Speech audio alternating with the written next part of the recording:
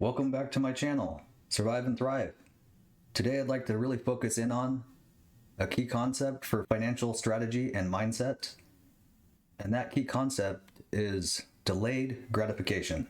Taking a look at this first article, Smart About Money, let's look at 5 money tips to resist instant gratification.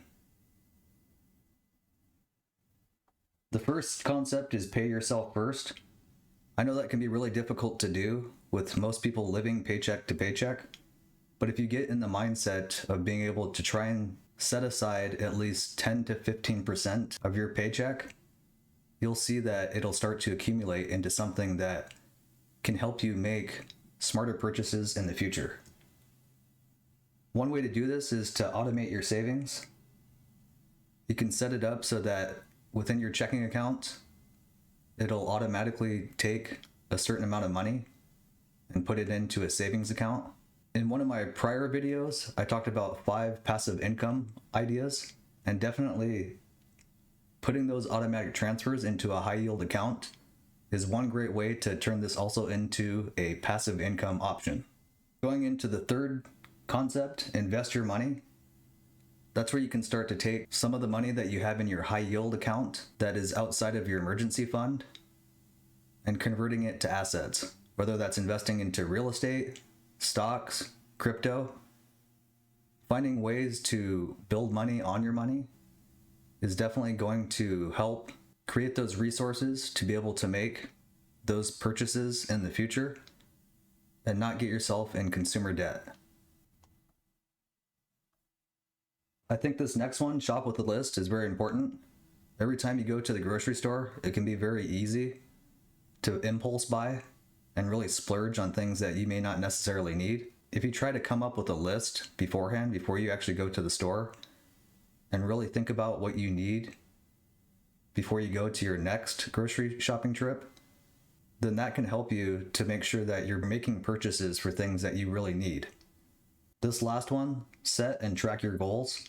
If you spend the time to sit down and really think about the difference between wants and needs and put a plan together to be able to save money incrementally over time, you'll find that tracking those goals and really seeing that week to week or month to month, that you continue to climb each one of these goals.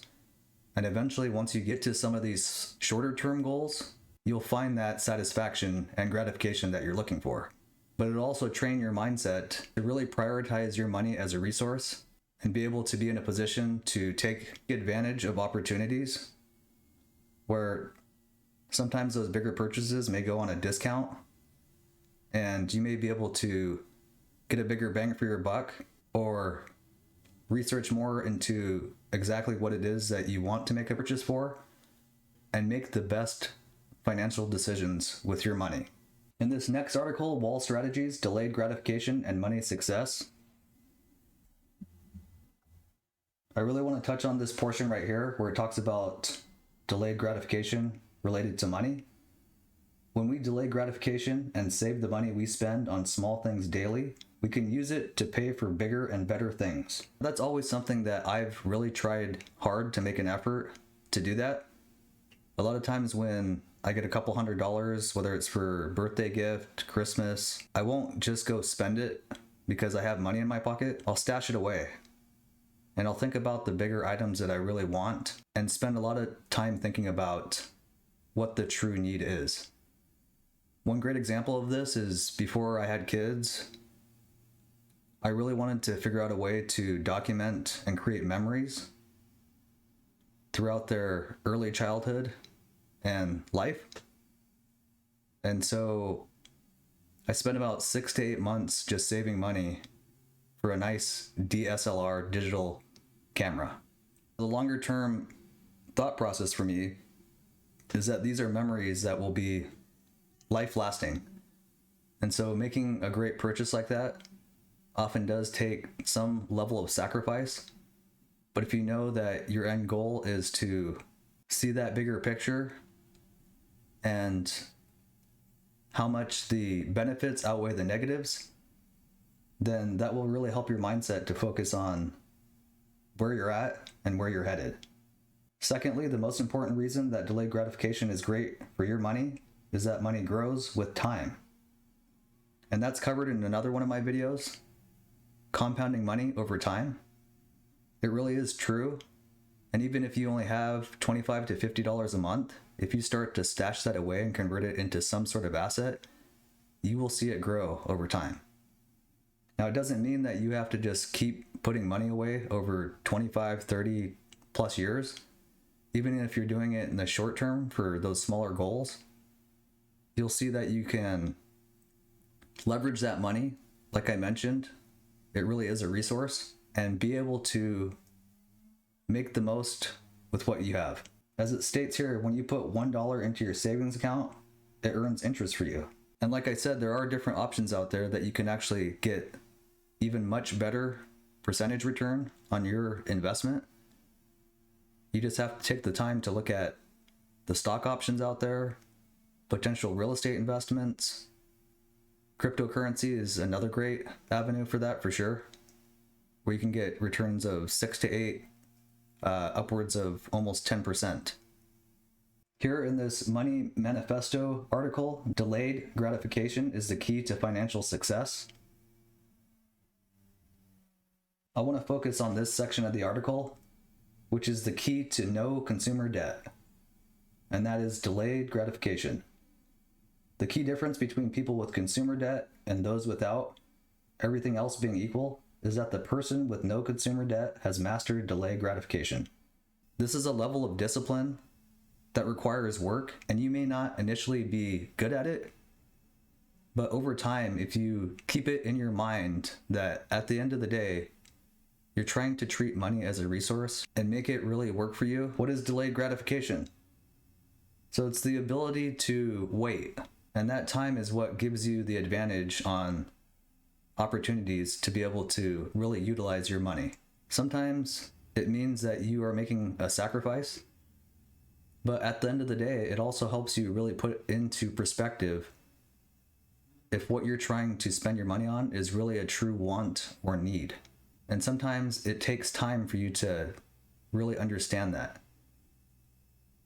Take the example of video games. It's really easy to jump on the bandwagon and buy the latest titles and new games that are coming out when they're released. And most times those titles are anywhere from $40 to $60. And if you were just to wait 6 months to a year, you could probably buy it at half price and buy twice as many games. I know that's easy for somebody to say that may not be as involved with video games, but if you get yourself in that mindset with not only that particular example, but other aspects of your life, you'll find that over time, you'll have a fund to be able to still buy those latest releases every once in a while in moderation, but also have more money than not. The ability to wait to buy something after you've saved for the item, rather than impulsively purchasing something as soon as you realize you want it, that's delayed gratification. Learning delayed gratification isn't easy. Write a list of goals you have for your money and put them somewhere you'll see them daily. I think that's a great concept, being able to visualize where you're headed and where your goals are. Seeing that list every day is really going to help you focus and maintain that discipline to get to those shorter and long-term financial goals. It also reiterates here, ask yourself before every purchase, is this a want or is this a need? That's a great way to constantly remind yourself, how do I prioritize this? Is this really a good use of my resource, i.e. money? And do I need to do this now, or can I wait and save up money so that I don't create debt? This last one, being able to leverage the knowledge of people who are older, talking to someone who's 2 decades older than you, ask them what they wish they had done differently with their money when they were your age. And I can definitely say for myself, if I were to give advice to my younger self, that I would have been more aggressive with saving money. And while I've done great with where I'm at, I could have done a lot more and really created a better financial future for myself and gotten to financial freedom a lot sooner. So those are just some of my thoughts today on creating a path to financial freedom, and one very great and key concept that you really need to have. So I'd love to see in the comments what others' thoughts are about financial strategies and how to keep yourself disciplined and focused with your financial mindset. If you found value in this video, as always, definitely hit that like button, subscribe, turn on that bell as I post further video content on financial strategies, options for investing and converting your money into assets and growing that wealth, as well as looking for opportunities within the cryptocurrency space for upcoming projects and coins that will create great growth opportunities for your investment now in the next 3 to 5 years and beyond. So until next time, keep focused on your goals and how to leverage your money, and don't just survive, thrive.